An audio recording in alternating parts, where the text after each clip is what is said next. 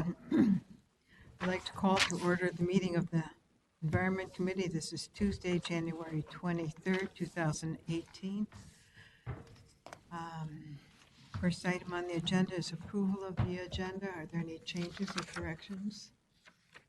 If I'll not, move the agenda. we have a motion Second. and a second. All those in favor, please say aye. Aye. Opposed? The agenda has been approved. The next item on the agenda is the approval of the minutes.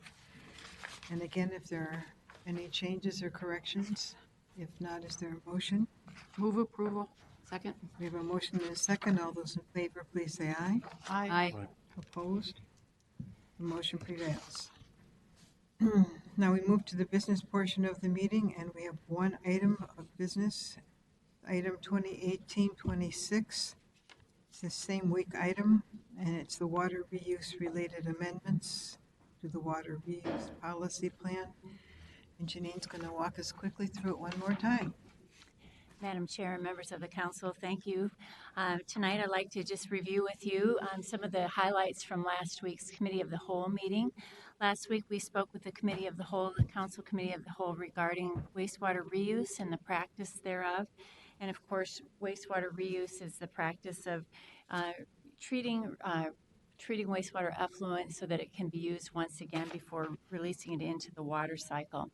And as the council knows, the practice of wastewater reuse supports sustainable water management, supports the orderly and economical development of the region, which is one of the council's missions. But we also recognize, because we don't have a role in water supply in the region, that we need to rely on institutional relationships and cost of service approach for wastewater reuse. So back in last year, in 2017, the council authorized a wastewater reuse policy task force. The charge of the task force was to review the council's existing wastewater reuse policies and recommend clarifications needed to respond to opportunities for wastewater reuse. There were 10 communities represented on the task force, and the task force was chaired by Environment Committee Chair Sandy Rummel, and we also had a representative from the staff of Metro Cities on the task force. The focus of the task force was to identify whether or not wastewater reuse projects have a regional benefit, and if so, should the region, through the MCES municipal wastewater charge, contribute to a regional cost share?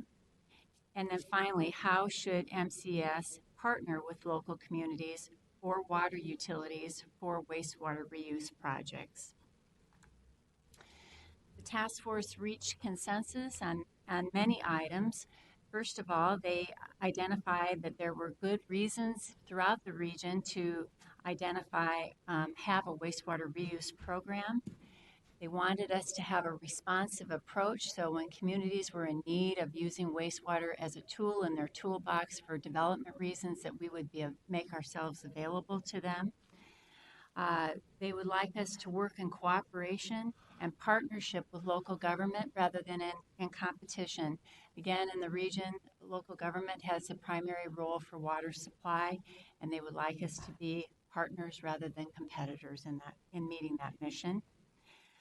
That the cost of service basis for reclaimed water is used in determining the water rate, that there be a regional benefit evaluation, and that all projects pursue non-council funding. So whether that be clean water funds or general obligation bonds from the state legislature, those types of fundings could be pursued.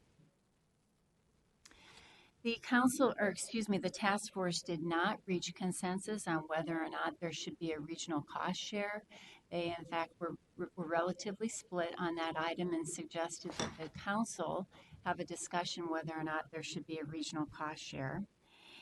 But they did agree on the final statement made on this slide, which is that if the council moves forward with regional cost share, the council should implement a pilot wastewater reuse program with caps on the cost share, have user agreements, include a public input process so that the customers have an opportunity to see the type of projects that we're considering and what the cost share would be, and that the council, the Metropolitan Council, has the ultimate decision to make to decide whether or not that regional cost share should be in place. So based on the task force findings, staff developed 3 options, and those options were on the back of your business item, or you could scroll down, but Susan has also placed them in front of you for just a little bit easier reading. So the first alternative, as an amendment to the wastewater reuse policy plan, which would occur after the chapter on which would be included in the chapter on an integrated strategy for water resources after the finance section on page 43. The first alternative would have no regional cost share. So reclaimed water would be on a cost of service, case-by-case basis with no regional cost share. The council would cooperate and partner with local communities, pursue sources of non-council funding, find that the project is consistent with the host community's comprehensive plan, that the council may enter into a joint powers or other agreement with the host community for the reclaimed water service, and the council shall enter into a long-term reclaimed water service agreement with each user. So that's alternative 1, no regional cost share. Alternative 2 is substantially the same, except that it identifies a regional cost share based on regional environmental and development benefits. So if you look at the highlight portion, it suggests that if there is a regional environmental and development benefit, then we could implement a regional cost share. The suggested language has a cap of the cumulative regional cost share of all reuse projects at a maximum of 0.75% of the total annual municipal wastewater charge. Today, that would equate to about $1.65 million a year, and would also equate to about $1 per household or residential equivalent. Now, the test for regional benefit would be that first, it increases the region's wastewater reuse capability. Number 2, it fosters the region's environmental sustainability. And 3, fosters regional and economic development growth, or adds a unique opportunity to the region's industrial or business portfolio that could not happen without reclaimed water. And then finally, that there be a public hearing to obtain public input prior to the final determination on regional benefit and cost share. The third alternative is a variation on alternative 2, and suggests that the regional cost share be based only on regional wastewater system benefit only. So if there's a regional wastewater system benefit, then we would implement the regional cost share. Again, the suggested language is to cap the cumulative regional cost share of all reuse projects at 0.75% of the total annual municipal wastewater charge, and that the regional wastewater system benefit from a reuse project be focused on the regional wastewater system has been built to serve long-term growth in a sub-regional service area, and the Department of Natural Resources has stated that issuance of a water appropriation permit would involve a complex and protracted process due to concerns about the area's long-term water supply. And or another option would be that the project reduces MCES's surface water discharge, delaying capital improvements to meet more stringent regulatory requirements.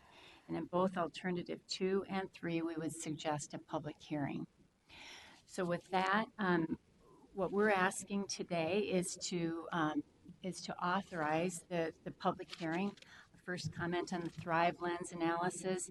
Wastewater Reuse does promote the Thrive Lens analysis of the outcome of sustainability, and also the principles of collaboration, integration, and accountability. So with that, and I know that there will be discussion among the council, but what we're asking is that the council authorize a public hearing to gather public input on alternative wastewater reuse related amendments to the Water Resources Policy Plan. Thank you, Janine. Questions, comments from the committee? Councilmember Wolf. Thank you, Madam Chair. As I said at the Committee of the Whole, I'm inclined to support alternatives 1 and 3. I wanted to go into a little more detail about why I think alternative 2 is not something that we should put forward. When you look at the last part of the chart here, the first block on each is the same. But in the second one, if you look at alternative 2 for options 1 and 2, increase regions' wastewater reuse capability and foster regions' environmental sustainability, every single project would get 1 and 2 because that's what it's for, is to increase our wastewater reuse. So that's not really a differentiating factor for anything. When you look at the third item there, fosters regional economic development, although economic development of the region is part of what the Met Council has been created for, there isn't anything in state law that authorizes us to spend money specifically for the purpose of economic development. We have, budgets for a whole bunch of different things, but economic development is not one of those things. I see alternative 3 as being just a more mature wording of what we're trying to do that doesn't put us in the position where we could be accused of mission creep or doing things that we shouldn't be doing. We can still get the projects done that we need to get done, but we don't need to poke anybody and risk backlash, including the possibility of legislation that would prohibit us from doing any of this. So I just think it would go a lot easier and smoother and be a more collaborative effort if we went forward with the public hearing on alternative 1 and alternative 3 and just left alternative 2 behind because it's just too divisive. Other comments? I don't know, probably all 3. Councilmember, So, not so much on the content, but just on the public hearing process. So we have a public hearing, we take input. So then what will we do then? Just take the input and throw all in a barrel and then kind of figure out where it's going to come out? I mean, because we could take public input and go this way, say we had a process here. So the question, and it's probably not a question for this board, but I mean, I think that we really need to, is this are we going to score? Or are we going to create this? There was X amount saying yay and so many nay. I mean, I'm just kind of curious. I mean, we're doing something different, and I mean, because this is a bit different than what we've done in the past. I mean, we're kind of, looking for some different, this is much different than a typical public hearing, at least in my mind. Maybe not. Maybe it's no different than when we do a transit project or whatever. But I'm just kind of curious on, what happens with the information that we get from the public hearing, other than what we've done in the past.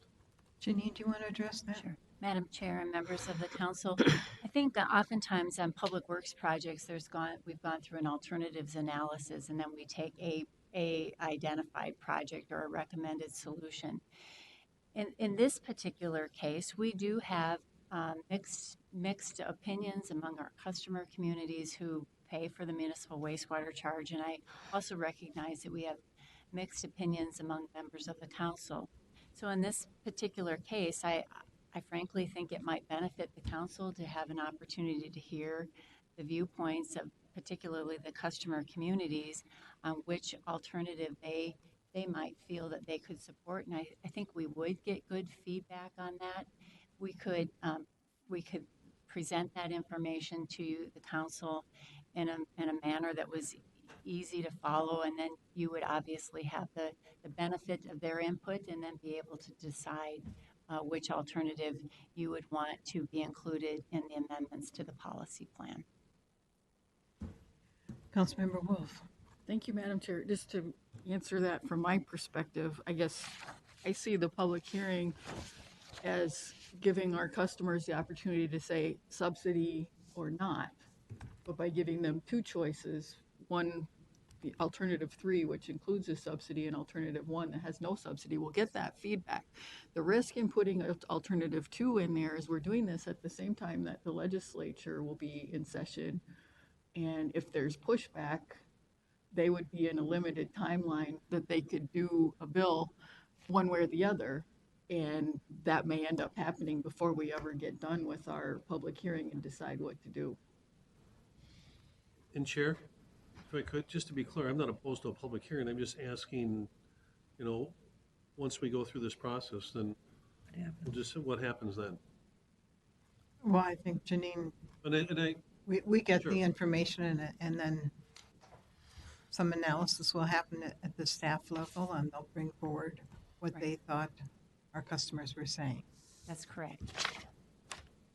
And I don't know,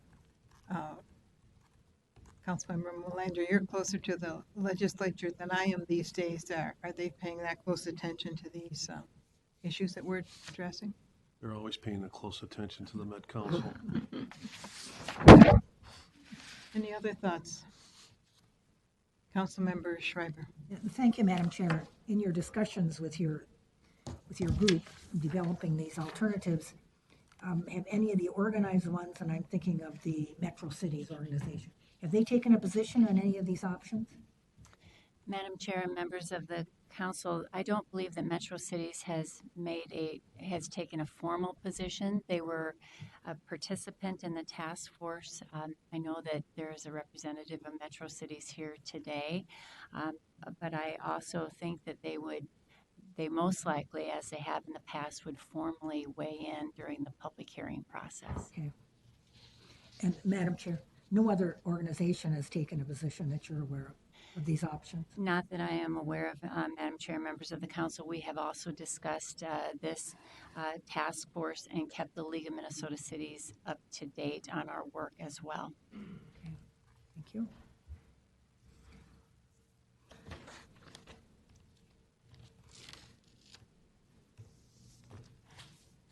Anyone else want to weigh in? And what was the consensus when the committee of the whole finished up? I had to leave early. Did you get a sense that they wanted one or the other? Or? I would defer to the council members, but I didn't hear a clear consensus. No, I didn't either. Yeah. I stayed to the end. There wasn't a vote or any indication. No, there wouldn't be, but Yeah.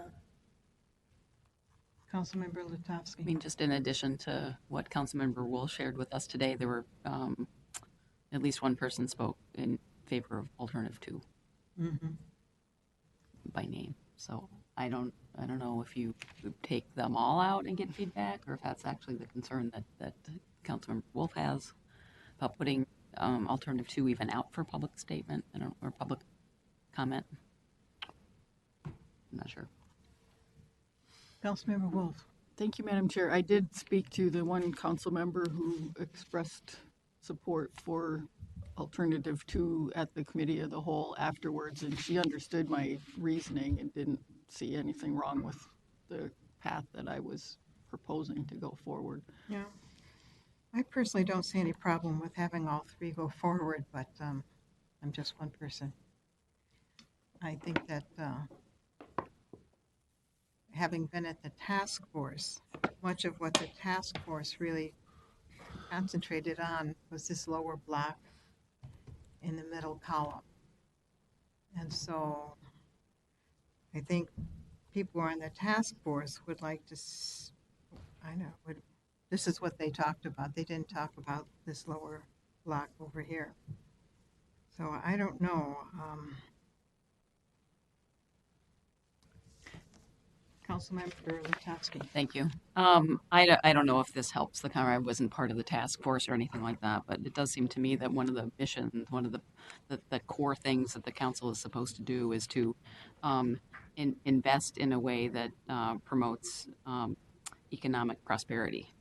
And so I don't know if it's the word development that is a problem, that it's somehow seen as a little nefarious, but we do want to use our resources in a way that promote economic prosperity. So maybe that's the language that could be in here instead of development. I guess that's what's appealing to me, that one part of the mission of the Met Council as a whole is to promote the economic prosperity of the region. So that that's first bullet point under the middle column, the bottom part, regional, environmental, and economic benefits of a reuse project, with number 3 being fosters regional economic prosperity. I mean, I don't know if that gets to Councilmember Wolf's concerns at all, but it seems to be closer to what our mission is. Yeah, to phrase it closer to the mission of the council. Okay. And then I don't think the legislature could object to it because it's in our mission. And to me, it leaves it open for, I think some of the ideas that Councilmember Wolf just brought forward are very valid, but I think we're missing something if we don't bring that one notion forward, which is, I think, one of the major driving forces of doing the pilot in the first place. That it's part of, at least as I saw, the conversation, not just on the task force, but the other day, that this isn't just a willy-nilly thing. Any community that wants to use wastewater can put it. There's going to be some hoops and some challenges that people need to address before they get consideration. So I'm leaning in the direction of putting all 3 forward. Did you have something you wanted to say? If I could, Madam Chair, I'm hear what Wendy's saying as a concern and share that myself, because I think a big part of our success has been able to have that governance and be able to plan as we have. But we've been really thoughtful about our conversations. And with our last update of the Water Resources Policy Plan and what we've done on the water supply, we've had different conversations and done a very thoughtful job about trying to make sure we're looking for feedback. We aren't coming out with an already baked plan and we're going to do this. We have these possibilities and we really want to hear, because we'll learn things that will help guide us to a better decision, but in the same time we'll understand why we're not going in this direction, and going in this direction makes more sense because we'll have worked with the people that we're trying to serve in this region. So I think we could manage a little bit of your concern by how we plan for and do these outreach meetings and communications. Would we have time to massage this language in the middle lower box to align better with what Councilmember Kara-Lutovsky said? Madam Chair, members of the council, if we're simply changing the words to identify economic prosperity and taking out the words development, we certainly could. We certainly could do that. Councilmember Wolf. Thank you, Madam Chair. That doesn't assuage my concerns that I have. And anybody who's going through alternative 3 process to get a subsidy is going to be a very substantial user and therefore a very substantial economic benefit to the region. This is not something you take on for a little project. So I mean, even if you look at the SKB project, that they wouldn't be going through all of this unless it was a huge project, and they can get through under either one of these. The concern is that something could get through under alternative 2 that isn't that great of a or a wastewater benefit, and using our wastewater money to subsidize that doesn't make sense unless there's a wastewater benefit.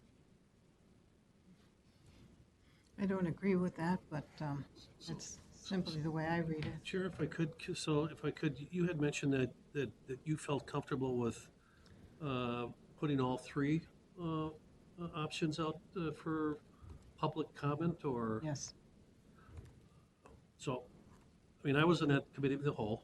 I taught briefly and read, but I'm comfortable with that. I mean, I think if we have, if we're putting something out for public comment, we're doing it to get input from whether it's Jim and Jane on the street or, someone that deals with, some type of function within a municipality. So we want to have a conversation and see what folks within the region say. So, I mean, not to be, argumentative or disagree with you, but I'm comfortable with throwing them all out there and let people comment on it. Councilmember Wolf, are you concerned that some smaller projects might, if that were the language to get in, might not? In smaller communities, smaller projects in smaller communities might not qualify? No, Madam Chair, I'm concerned that by framing it outside of our wastewater system, it's going to be seen as mission creep and develop a backlash that we won't be allowed to do it at all.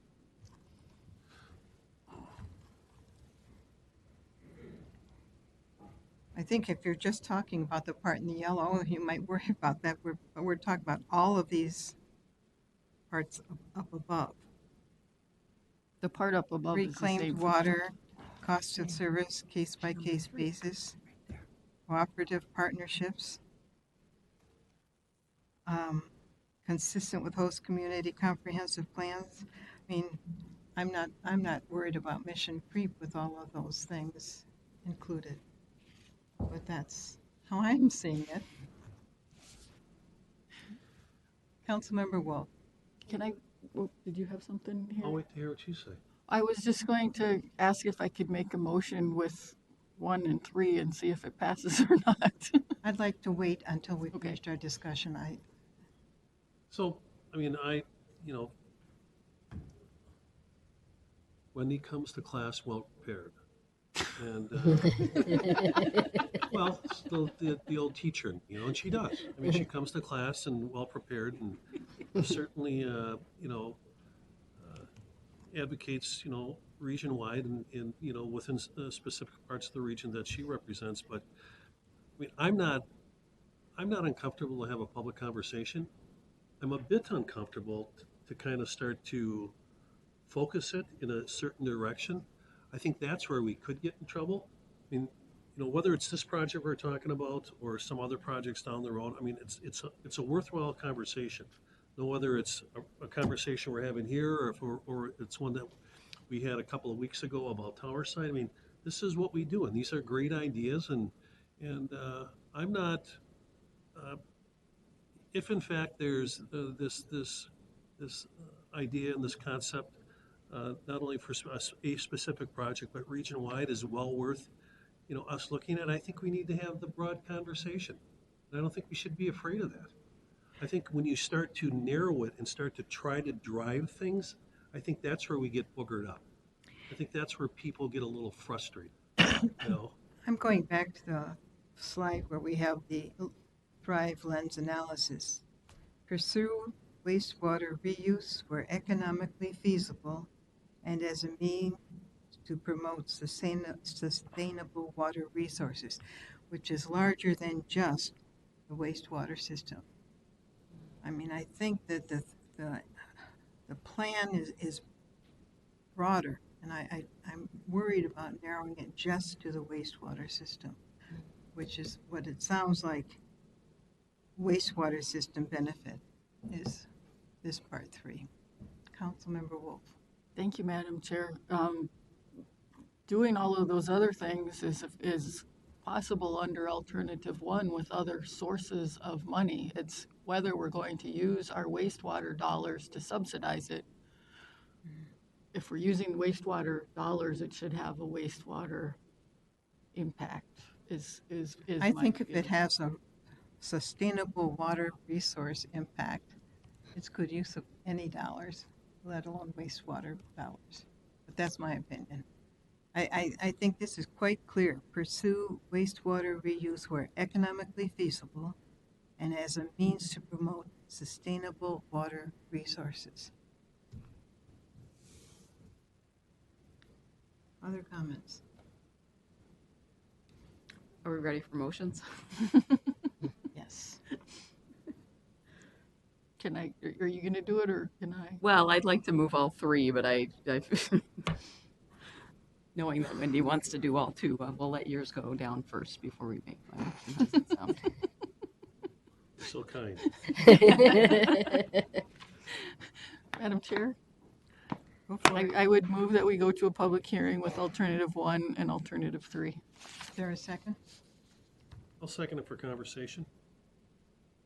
Any comments? And Wendy, just like I said, you come well prepared. I'm not concerned about having a conversation. I think if we don't have it, that's where, and I'm being repetitive, I think that's where we get in trouble. I wish you wouldn't have said that. Because if you wouldn't have said that, I would have said, hey, too, but all of a sudden the snakes in my head started going, oh, now it sounds like we're trying to drive this thing in a way.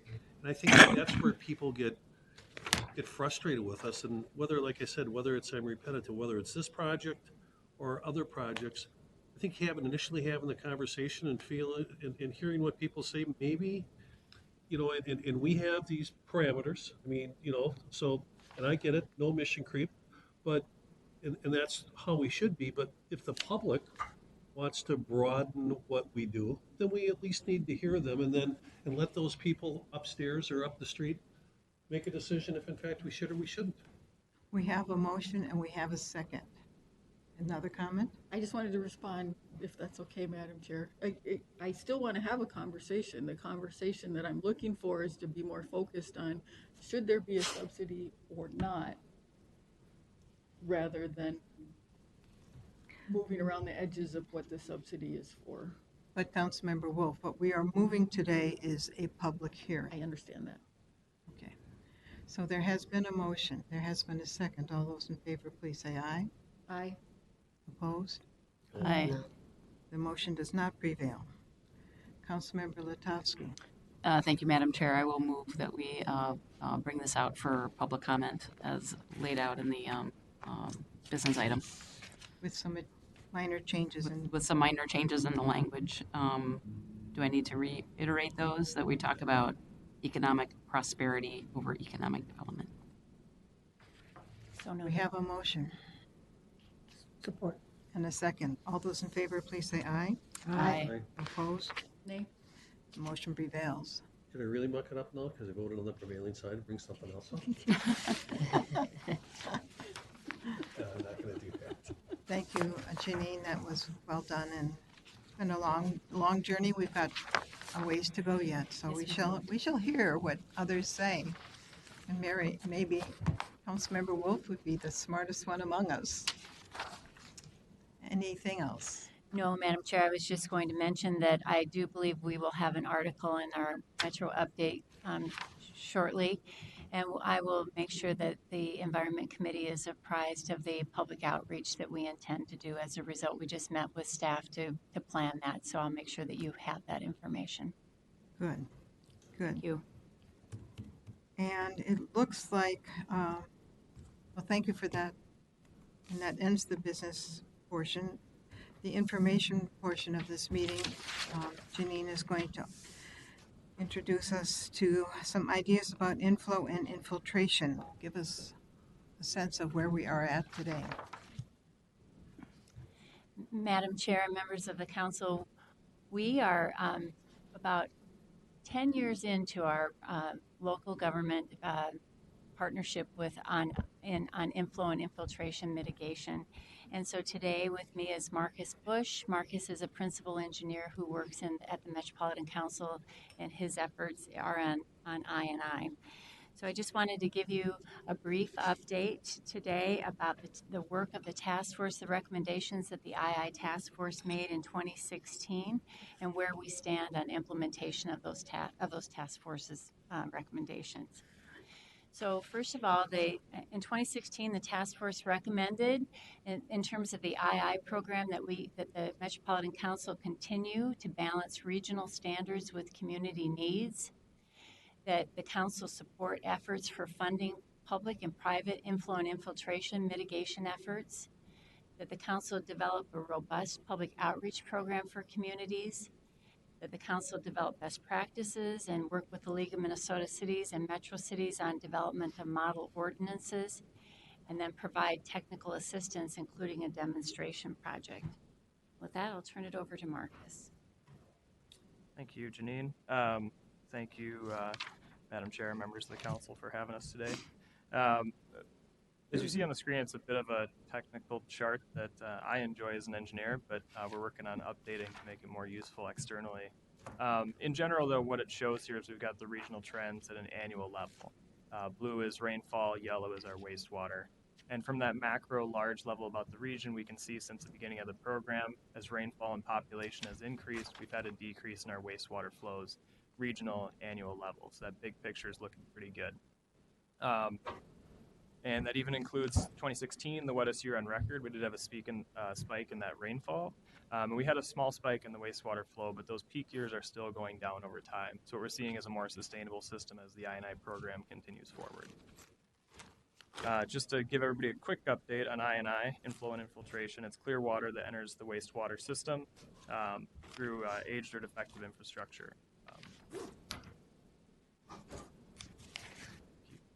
So how did we get through this program so far is really what we're talking about here.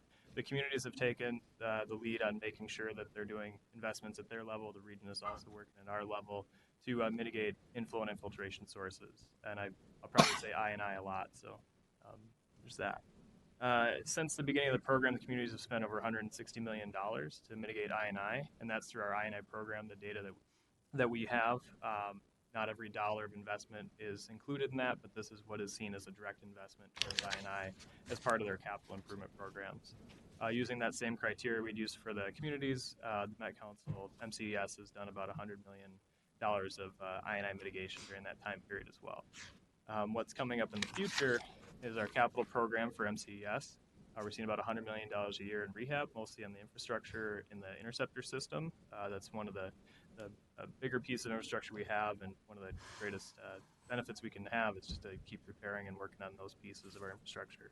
The communities have about $8.3 million planned in credits for 2018 alone, and about $20 million left on work plans that were more or less began in 2014 with the last large rain event we have. If in the future there is another large rain event, communities have a high discharge of excessive flow to the regional system, then we could see more investment. One of the key pieces here is this is just data we've received from the communities. A lot of communities have completed their work plans and gotten into an ongoing program, and so they're doing this investment on their own, which is really key, that they're continuing that investment past the requirements of the work plan assignment. One of the big pieces in the 2016 I&I task force was this phrase that came out, unquantified and unresolved. We, as a region, the cities, the communities, homeowners even in many communities, and also the region, have been working on this issue of I&I for well over a decade. And what we're seeing still is that there's a service lateral that connects each property to the local system, and then that feeds into the regional system. How much I&I is coming from those sources is still unquantified and definitely unresolved. Some of the challenges there is that there is very limited funding to do that kind of work on the private infrastructure, and it's also inaccessible to a lot of public works because it's not within their domain. So why that matters is these are a piece of infrastructure that are on every home, every business throughout the region, and they're a year-round source of inflow and infiltration. They can be a big risk to the local sewers, seeing a lot of surcharging of that system, and that's where we can have issues with public health, whether backups into basements or overflows into our waterway. And there's also about 1 million potential sources. We're just shy of 1 million properties within the Twin Cities region, and every one of them is connected to the system through one of these. So there's a chance for a lot of flow coming from them. Councilmember Latowski, excuse me for interrupting. I just wonder if you could explain this picture. That picture is a very, it's a typical photo. What you see there is inside a service lateral that connects a home. You can see by the yellowing that that's a clay tile pipe, typically from pre-1970. The materials we use now are usually plastic or steel-based. These have we see there is roots coming in through the joint. Oh, that's That's typically what the roots are going to look like. So when we talk about root intrusion, that's what that is, a tree, a shrub, even some tall grasses can dig down that deep. And these joints are every 2 feet. Every 2 feet of a service ladder on the clay tile pipe could look like that. So when we talk about there's 1 million small sources that could add up, each one of those creating a pathway for the water to go from the surface down the vegetation or up from the groundwater into the surface laterals, and then to the municipal and then to the region. So, Marcus, when did we switch from the clay to the plastic or? In typical, we see that around 1970. That's when you saw more PVC pipe coming in.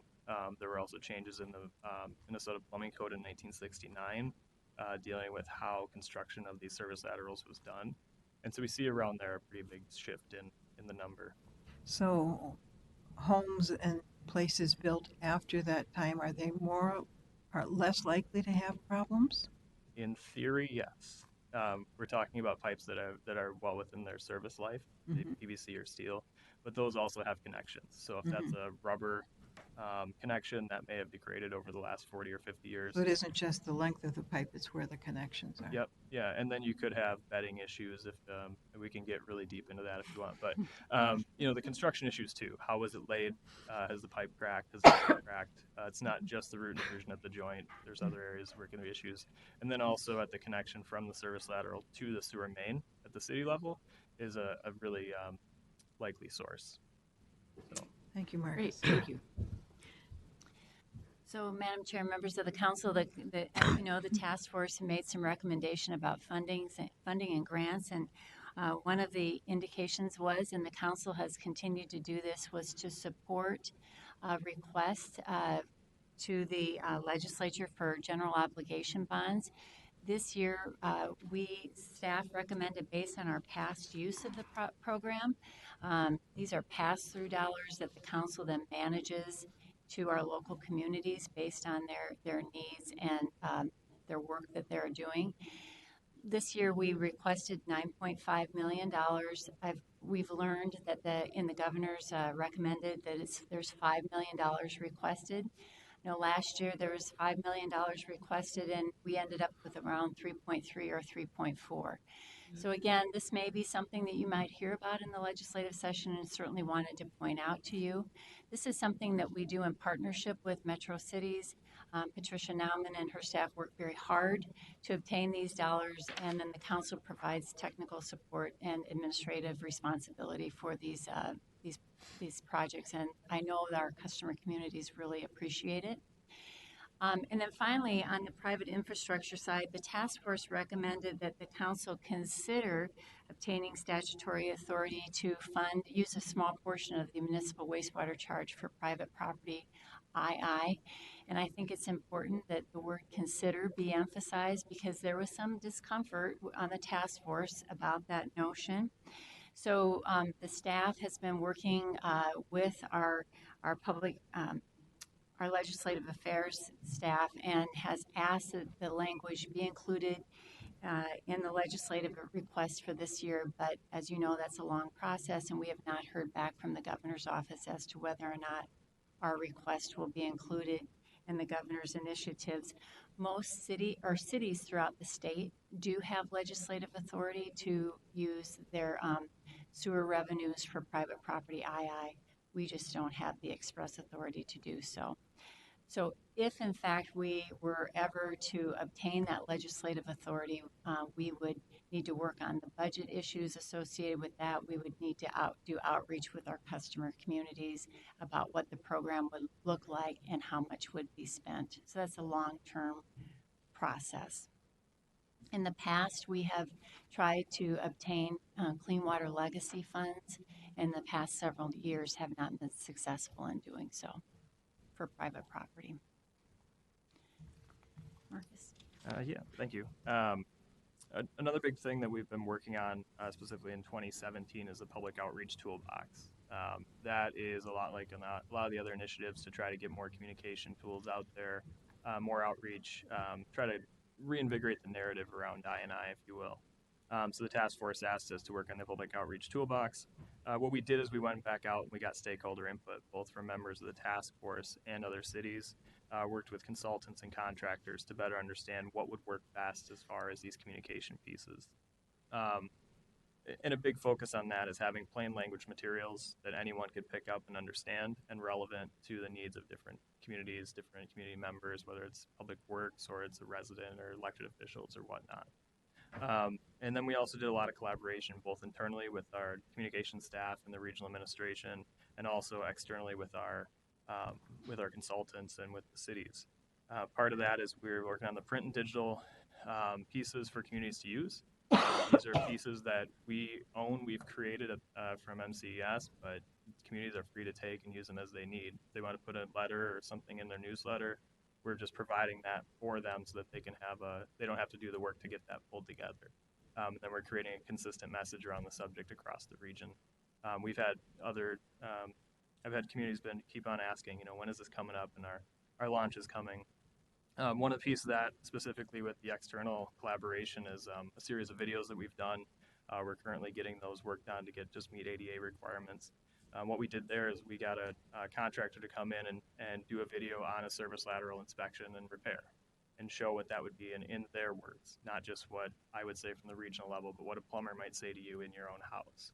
And then also working with one of the local cities that does inspection, same thing, having the inspector speak from their point of view, what they would say in your house. And so we're being able to get that messaging at ground level and being able to have it in a comprehensible and understandable piece. And who's going to get this toolbox? Everyone. So the idea is that the toolbox is a digital piece hosted on our website that communities would be able to use.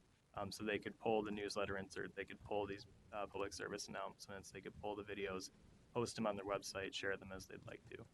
So it allows for a lot of local control about their local messaging. If some don't want to use the video, they don't have to. If they prefer to use something else, they can use that as well.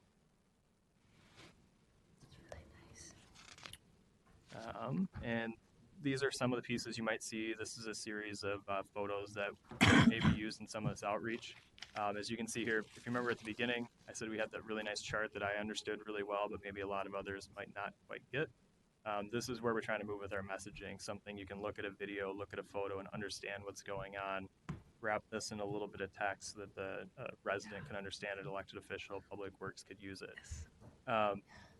And we also have, in the bottom left there, you also see some of the water conservation pieces that were done, kind of modeling some of our charts and figures around that, something a lot more visual and useful.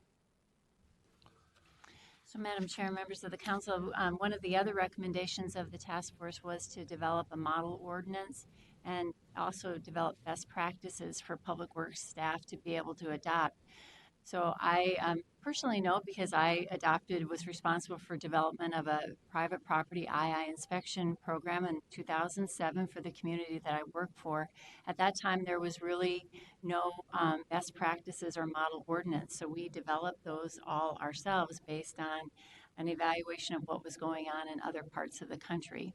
So the cities have asked us to partner with the League of Minnesota Cities and Metro Cities to develop a model ordinance on this. Of course, in the case of a model ordinance, a community can take bits and pieces of the ordinance that best fit its community and adopt it to make it work for its own city. So again, this is just another resource that we're partnering with the League and Metro Cities. And then once we have that done, we'll also be working on best practices for inspections and a toolkit of what type of inspection programs might work best in the communities. Again, trying to take that need for cities to have to go out and do a bunch of research and just put it all in one location. And this is where I get excited as the engineer on staff here, the technical assistance piece. One of the big things that was asked for is this demonstration program or demonstration project that we can use to measure the impacts of inflow and infiltration mitigation. This would be something at a local level. We're very thankful there was a levy allocation of $500,000 to use this year, so that's going to be a huge help in getting this off the ground. Specifically identifying that strategy with the partners or partner. So communities ideally, typically what this looks like is something of measuring flow before doing some mitigation work, measuring flow after, determining the change due to that mitigation. And it'd be up to the city and working out that scope. Is that at a neighborhood or community or just one block kind of level and exactly what they do. So are you envisioning communities applying for, is it going to come as a grant, or how will this work?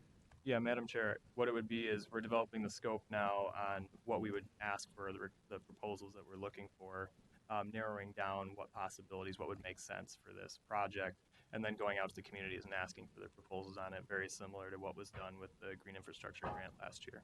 Okay. So we're not at that point yet. We're not, no. And at the, it's okay, at the end of the last slide, there's the flow data access. So we're talking about the metered flow data that we have. We have over 200 meters around the city's region that discharge to the regional Metropolitan disposal system for the 109 customer communities. And we could advance this slide actually. What we're working towards is having, as part of that technical assistance, is having better access for the communities. On the right, you see some photos that are basically screenshots of what it could look like.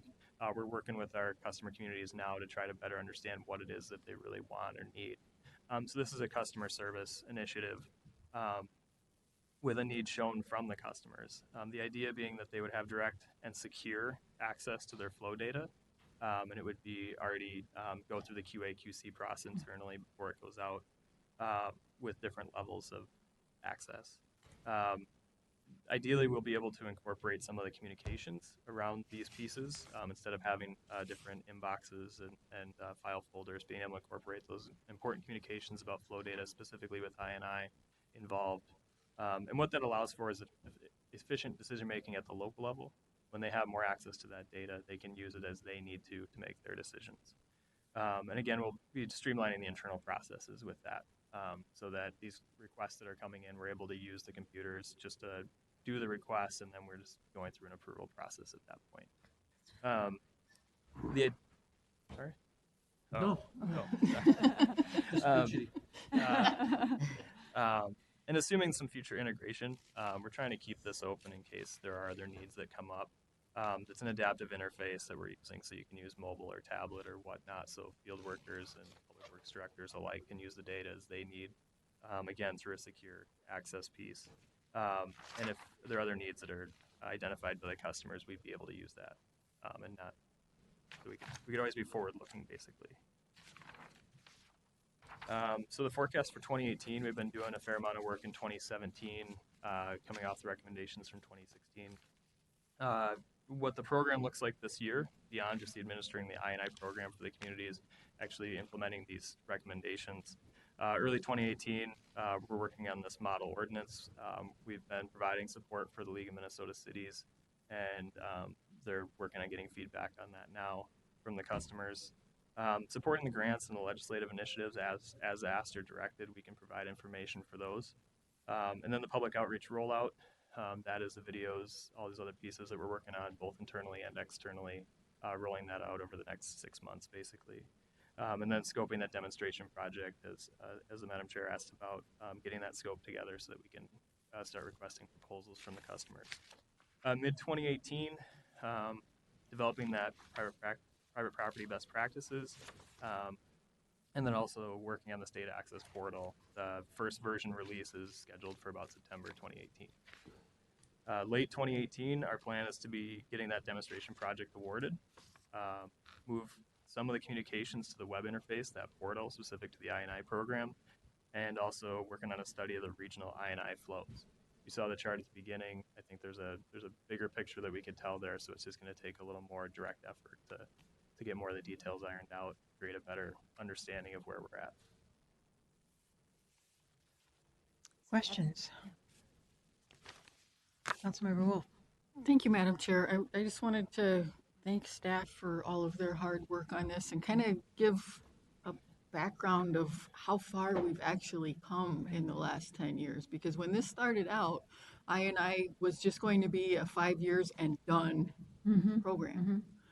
But just like we were out ahead of other regions when we did the separation of the storm sewer and the wastewater system, we're ahead of the rest of the country on this too, in making sure that we're actually maintaining our systems, where other communities are kind of, well, you know, that people don't really see that. Why don't we just focus on other things? And I think this is going to have the same long-term benefit of making us a much stronger system, because we're taking care of that maintenance. And it wasn't an easy thing to get everybody's minds around that, but I think we've gotten there, and I thank you for your hard work.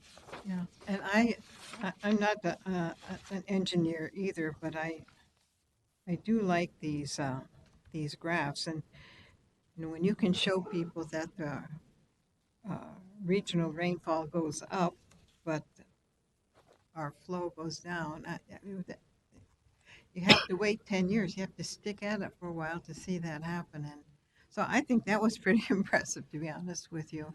Yeah. And I know the difficulty of this private use. It's private property, but it's a public good. I don't know how we get that through some people's heads, but I'm very impressed with the amount of work that you folks have done, and I like the 2018 outline of what you're going to accomplish. It's really making a whole lot of sense.